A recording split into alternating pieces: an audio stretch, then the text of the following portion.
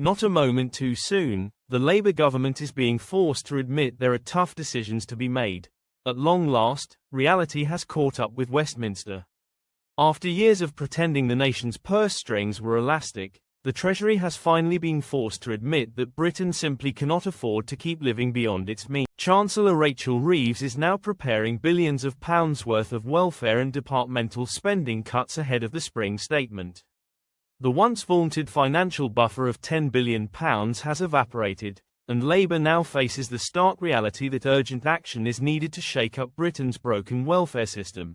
Frankly, it's about time. Whether there was fiscal headroom or not, it should never have taken recent economic shocks for our politicians to wake up to the mess they were presiding over. Welfare spending, particularly on health-related benefits, has ballooned beyond recognition. Last year, the government spent a staggering £65 billion on sickness benefits alone, a 25% increase compared to pre-pandemic. That figure is projected to soar to £100 billion before the next general election. And it is simply not sustainable.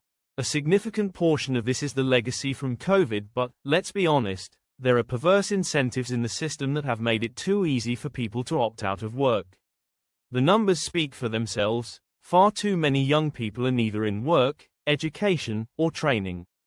This is both morally indefensible and Justice Secretary Shabana Mahmood hit the nail on the head this week when she argued there is a moral duty to ensure that those who can work, do work.